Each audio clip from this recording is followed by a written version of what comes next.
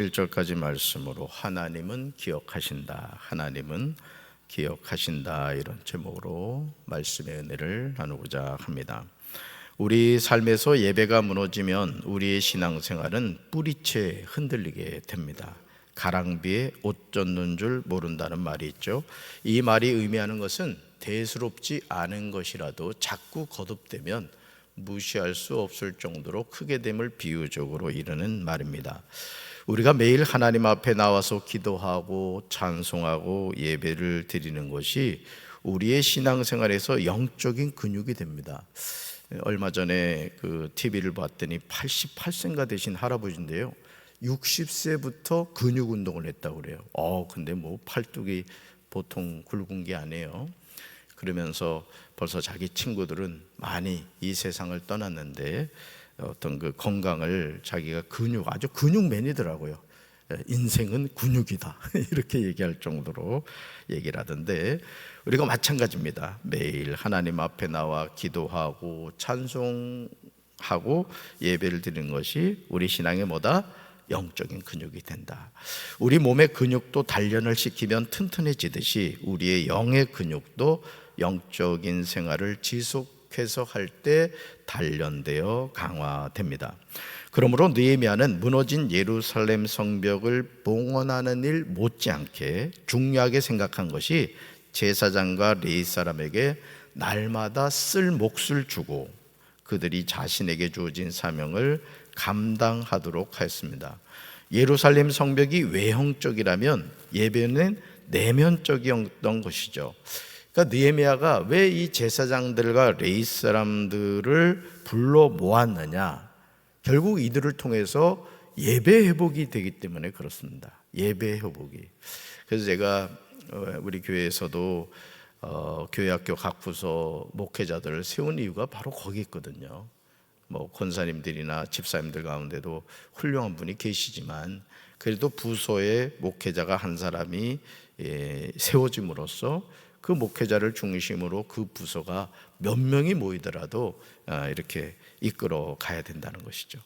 느헤미야 12장 47절을 보시면 이런 느헤미야의 마음을 알 수 있습니다. 스룹바벨 때와 느헤미야 때에는 온 이스라엘이 노래하는 자들과 문지기들에게 날마다 쓸 몫을 주되 그들이 성별한 것을 레위 사람들에게 주고 레위 사람들은 그것을 또 성별하여 아론 자손에게 주었다고 나옵니다.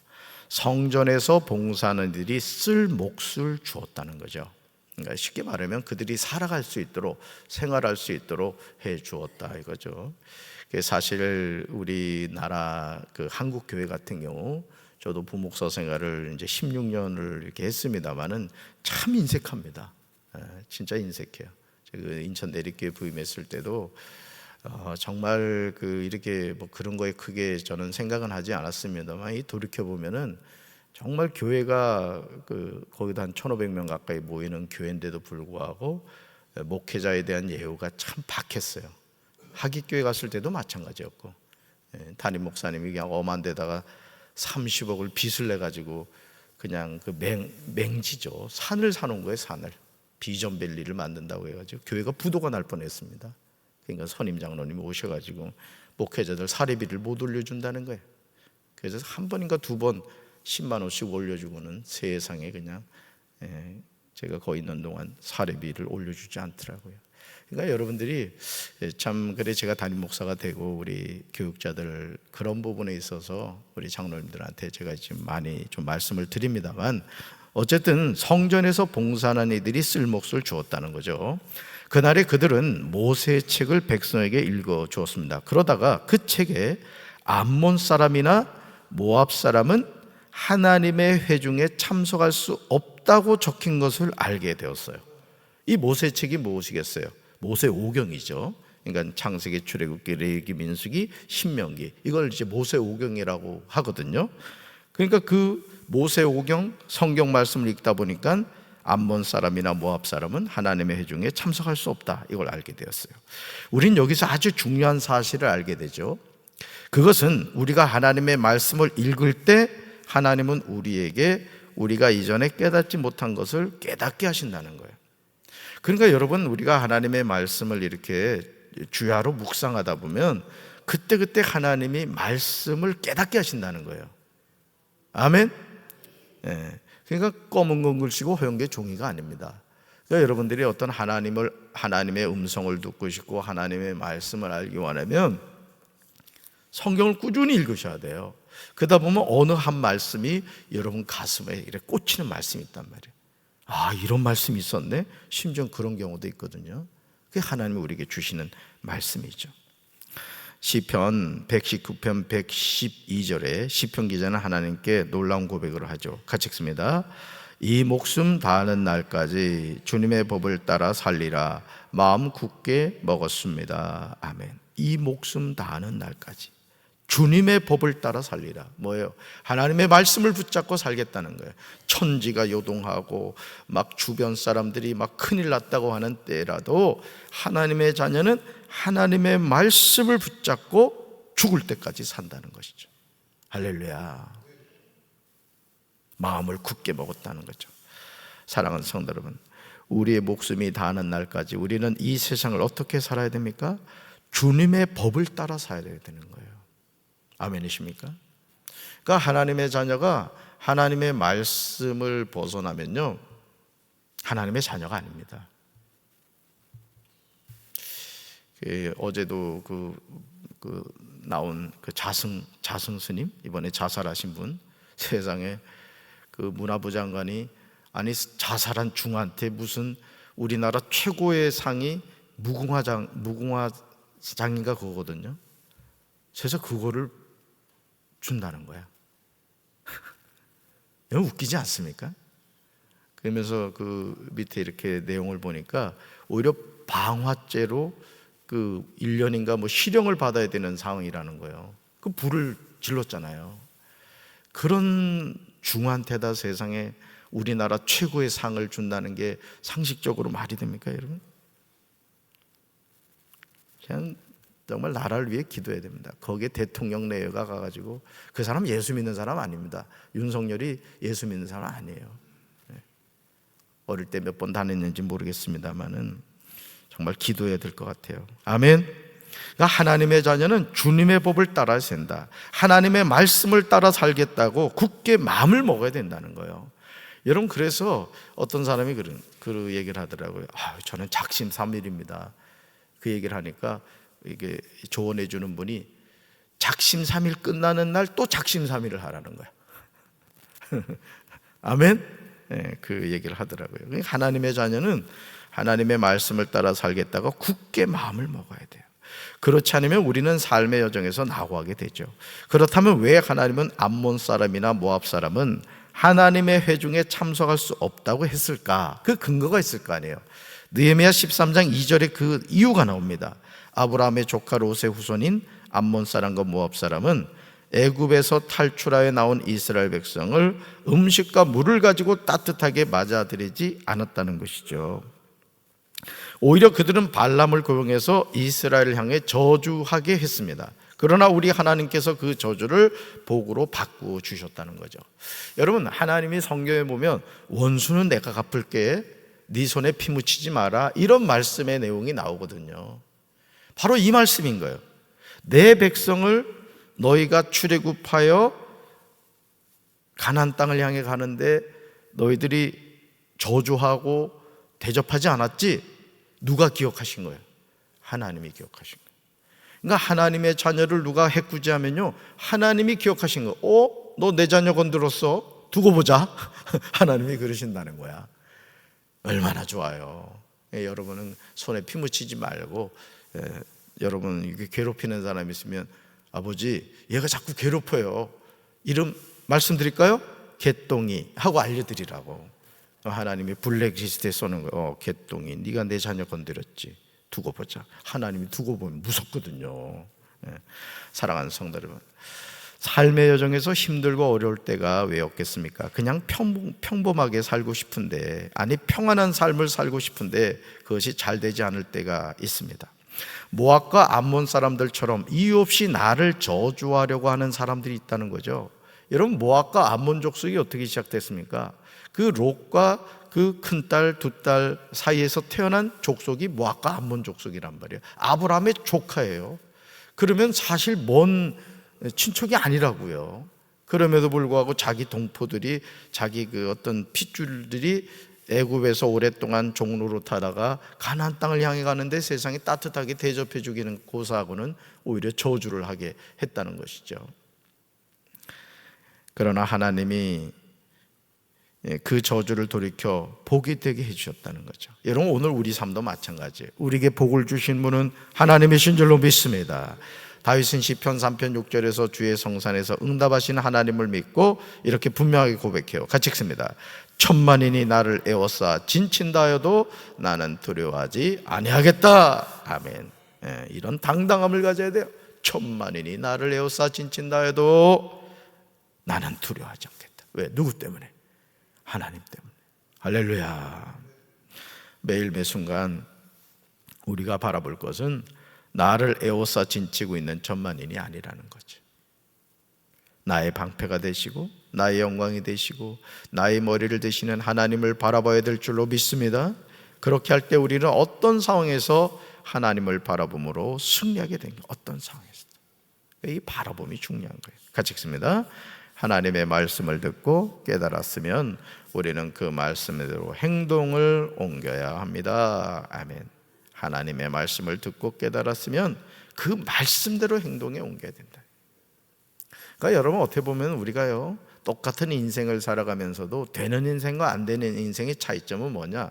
듣고 본 것을, 깨달은 것을 행동으로 옮기느냐 옮기지 않느냐는 거예요. 그러니까 그 근육맨 할아버지 같은 경우도 사실 60대면은 근육이 생길 때가 아니잖아요. 근데 그 60대부터 이제 그 근력 운동을 했다는 거예요.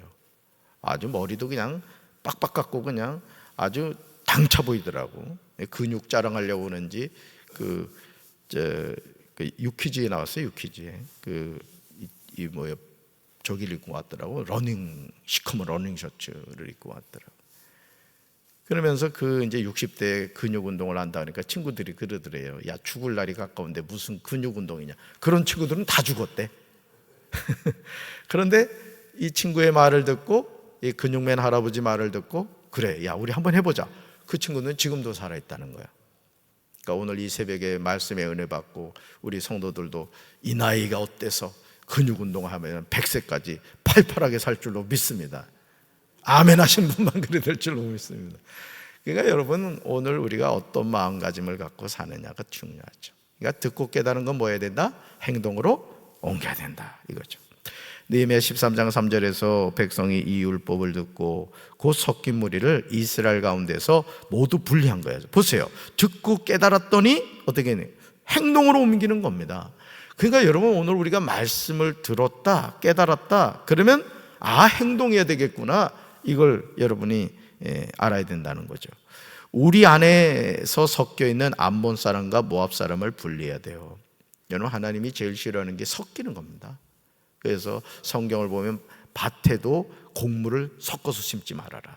또 옷을 입을 때도 섞어서 직조하지 말아라. 하나님은 섞이는 걸 제일 싫어하시는 거야. 머리 염색할 때도 이건 우스갯소리요. 한쪽은 빨갛게 하고 한쪽은 노랗게 하면 하나님 기분 나빠하실 것 같아. 그리고 눈썹도 이게 깜빡이고 한쪽만 그리면 하나님이 헷갈리신다고. 차라리 그리지 말든가. 하여간 하나님은 섞인 거 싫어한다는 거죠. 그러니까 우리 안에도, 그러니까 하나님은 어떤 분이시냐? 성경을 보면은 하나님은 올고 두신 분이야. 이렇게 양다리 걸치는 거 제일 싫어한다고. 오직 하나님밖에 없습니다. 이러기를 원한다. 우리 아내분들, 남편이 나만 사랑해 줘야지, 모든 만민의 여인이 내가 사랑하는 사람이다 이러면 어떻게 해? 뻥 걷어차서 밖에 나가 살아라 그래야지. 우리 하나님도 오직 하나님만을 사랑하기 원하신다. 그래서 우리 안에 섞여 있는 암몬 사람과 모압 사람 어떻게 된다? 분리해내야 된다. 그런데요, 이 일이 쉽지 않아요. 느헤미야 13장 4절과 5절에서 하나님의 전의 방을요,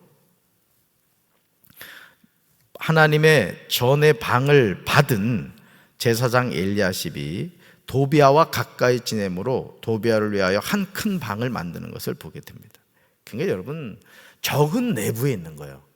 지금 느헤미야가 이렇게 막 개혁해가고 진짜 무너진 성벽을 재건하고 예루살렘 성벽을 중건하여 다시는 수치를 당하지 말자 막 열불나게 지금 그 패망한 조국 유다를 세워가는데, 세상에 가까이 있는 이 제사장 엘리야십이 이방인 도비아와 가까이 지내므로 도비아를 위해서 그 성전 안에 큰 방을 만들어 준 거예요. 근데 더 문제는 뭐냐, 이 방이요, 재물을 보관하는 거룩한 장소였다는 거예요. 그러니까 쉽게 말하면 지금 저 구 방송실이 비어 있습니다만은 저런 방에다가 이방인 도비아에게 저런 방을 내준 거야. 여러분, 저 장소도 성전이란 말이에요. 이 건물 전체는 성전이란 말이에요. 그러면 지금 모압 사람과 암몬 사람을 분리해 내고 있는 상황에 거기에다가 도비아를 떡하니 드리면 돼야 안 돼요? 안 되죠. 그런데 제사장 엘리야십이 그 짓을 하더라는 거죠. 느헤미야 2장 10절에서요, 도비아는 암몬 사람입니다. 자, 모세책 어느 사람 여호와의 총에 못 들어온다 그래서 암몬 사람과 모압 사람이란 말이에요. 하나님의 말씀을 뭐 하고 있는 거예요? 대적하고 있는 거예요. 누가? 제사장 엘리야십이. 그래서 여러분, 적어도 새벽기도 나오는 분들이라면 누구보다도 담임 목사 말씀을 많이 듣는 분들이, 제가 소소한 것까지 여러분들한테 다 얘기한다. 그러면 여러분들이 뭘 기억해야 되냐? 내 안에 도비아가 있으면 안 된다. 담임 목사가 뭔 얘기를 하면은 새벽기도 나오는 여러분들은 한 몸이 되어서 움직여줘야 된다고. 그래야 교회가 됩니다. 아멘이십니까? 그게 충성된 일꾼인 거예요. 여러분, 그러니까 이 제사장 엘리야십이 하는 행동을 보시라고요. 도비아는 암몬 사람이에요. 그렇다면 당연히 이스라엘 가운데서 분리해야 마땅합니다. 그런데 제사장 엘리야십이 자신과 가까이 지낸다고 성전에 도비아의 방을 만든 거예요. 오늘도 우리 교회 안에 이 도비아의 방을 없애야 됩니다. 절대 도비아의 방이 있으면 안 되는 거예요. 거룩한 지성소가 돼야 되는 거예요. 아멘이십니까? 그래서 내가 이전에 그 사역했던 홍성제일교회 부임해서 보니까 여선교회실이 마귀의 소굴이야. 거기 모여가지고 가보니까 또 음침해. 방이 음침하더라고. 이 구석에 있는 방이었는데 그 얘기를 떡 들어보니까 거기서 모여가지고 궁시렁거린다는 거예요. 그래서 제가 리모델링하면서 그걸 뭐로 만든지 알아요? 중보기도실을 만들었어. 훌륭한 목사님이지. 그래가지고 얼마나 멋지게 해놨는지, 앞에다 쫙 멋있게 해가지고 말이야, 크리스탈 십자가 탁 켜고 가지고 그냥. 그래서 궁시렁거리던 사탄의 소굴이 하나님의 성전이 됐지 뭐야. 그러니까 여러분들이 어느 곳에 모여서 이렇게 같이 모임을 갖고 하더라도 그 장소가 사탄의 소굴이 되면 안 돼. 하나님의 성전이 돼야 된다고. 덕스러운 얘기하고 은혜로운 얘기하고 서로 살리는 얘기하고 축복하는 얘기를 해야 된다고요. 따라합시다. 내 입에 마귀의 집을 짓지 못하게 하자. 아멘. 내가 이 얘기는 하고 싶지 않은데 교회 곳곳에 내가 다 저기 도촌장치를 해놨어. 갑자기 놀라는 사람이 있어. 여러분, 결국은요, 봅시다. 그렇다면 어떻게 이런 일이 일어난 걸까? 어떻게 도비아의 방을 만들었을까? 느헤미야가요, 예루살렘에 없을 때 일어난 일이었어요. 바벨론 아닥사스 왕에게 갔다가 며칠 후에 왕에게 허락을 받고 예루살렘에 와서야 이 악한 일을 알게 된 거예요. 같이 한번 읽어봅시다. 느헤미야는 도비아의 세간을 그 방 밖으로 다 내던지고 그 방을 정결하게 하고 하나님의 전의 그릇과 소재물과 유향을 다시 그리로 들여놓으라, 이렇게 명령을 했어요. 그러니까 느헤미야가 아닥사스 왕을 만나러 간 그 상간에 제사장 엘리야십이 암몬 사람 도비아의 방을 만든 거예요. 거룩한 그 예물을 둬야 되는 방을 그냥 거기다가 그렇게 했던 것이죠. 오늘 우리 안에 교묘하게 들어와 있는 도비아를 쫓아내야 돼요. 아멘. 마귀가 집을 짓게 하지 말라고요. 그러니까 여러분 가정도 기도하는 성전이 돼야 되고, 여러분 사업장, 직장도 기도하는 장소가 돼야 된다고. 마귀에게 틈을 주지 말라고요. 마귀에게. 집에서도 찬양을 자꾸 틀어놓으라고. 눈이 이렇게 어두워서 성경 보기 어려우면 성경 읽어주는 앱이 있어요. 그냥 그거 계속 틀어놓으라고. 그냥 그래서 집안이 그냥 찬양으로 가득 차고 그냥 하나님의 말씀 소리로 가득 차야 돼. 괜히 저 우울한 가요 틀어놓고 내 인생이 왜 이러냐 하면 눈물 흘리며 가요 들으면서 은혜 받는 사람이 있어? 어이구 내 인생이야. 아니 우리 얘기 말고 이제 홍성 쪽이 그렇대. 그러니까 여러분들이 뭘 듣느냐가 중요한 거예요.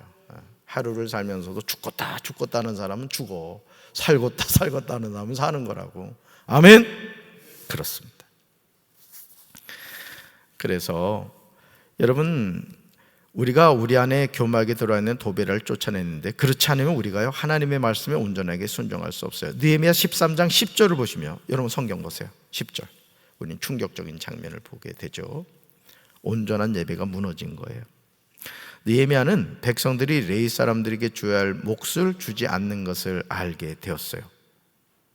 그러니 레위 사람들과 노래하는 사람들은 자신이 맡은 일을 그만두고 각기 자기 고향으로 돌아가 버린 상태였습니다. 같이 읽어볼까요?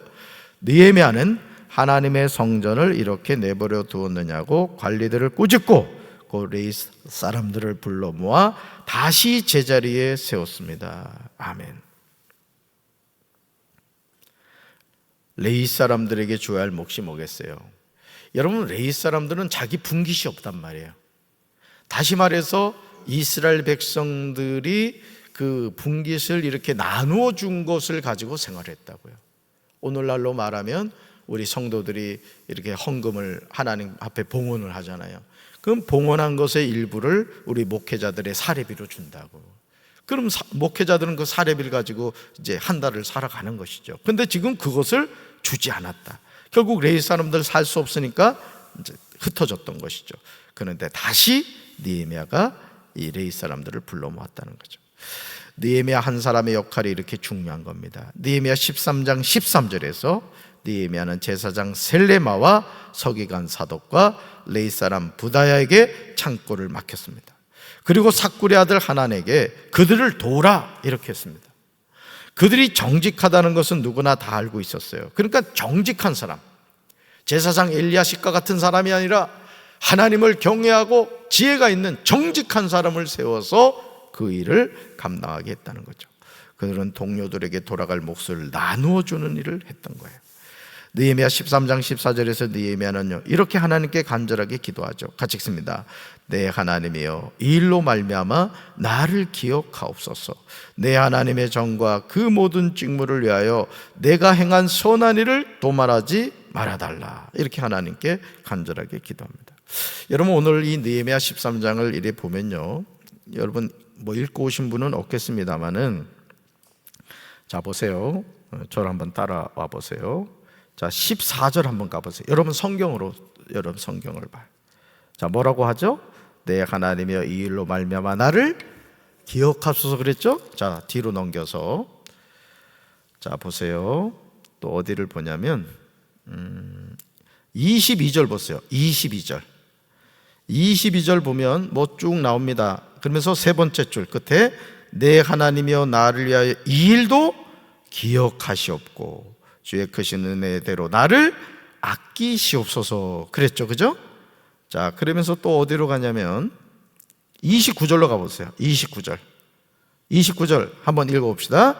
내 하나님이여, 그들이 제사장의 직분을 더럽히고 제사장의 직분과 레위 사람에게 대한 언약을 어겼사오니 그들을 기억하옵소서. 자 31절로 갑니다. 31절 같이 읽습니다. 또 정한 기한에 나무와 처음 익은 것을 드리게 하였사오니 내 하나님이여, 나를 기억하사 복을 주옵소서. 아멘. 이러면서 이제 느헤미야가 마치는. 그 여러분 얼마나 느헤미야가 멋집니까? 네? 내 하나님이여, 나를 기억하사 복을 주옵소서. 저는 우리 사랑하는 성도 여러분들이 하나님께 이렇게 당당하게 이야기할 수 있게 되길 바랍니다. 하나님, 저 기억하시고요, 저 복 주세요. 저 복 주세요.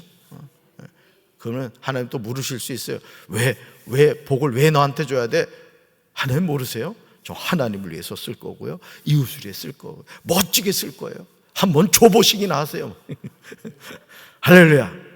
그리고 약속 지켜. 화장실 들어갈 때하고 나올 때 다른 사람 있더라고. 하나님 복 주니까 입 싹 닦는 거예요. 하나님 금방 거두어 가세요. 그러지 말고 오늘 느헤미야처럼 이런 멋진 인생 살아갑시다. 뭐라고요? 내 하나님이 나를 켜서 복을 주옵소서. 오늘 우리에게 이런 고백이 필요한 줄로 믿습니다. 오늘 거룩한 성일, 우리 느헤미야처럼 하나님의 성전을 지켜나가고 하나님의 성전을 정결하게 해서 하나님의 역사가 나타나는 우리 교회가 되기를 주님의 이름으로 축원합니다. 가슴에 손 얹읍시다. 사랑의 주님, 내 하나님이여, 나를 기억하사 복을 주옵소서. 느헤미야의 이 당당한 기도가 우리 사랑하는 성도들의 기도가 되게 도와 주시옵소서. 오늘 거룩한 성일, 특별히 또 성찬식이 있는 날입니다. 하나님, 우리가 주님의 몸과 피를 먹고 마심으로 거룩한 자녀가 되었다는 것을 기억하며 우리가 더욱더 당당하게 하나님 믿음 안에서 승리하는 삶을 살아가게 하옵소서. 예수님의 이름으로 축복하며 기도합니다. 아멘.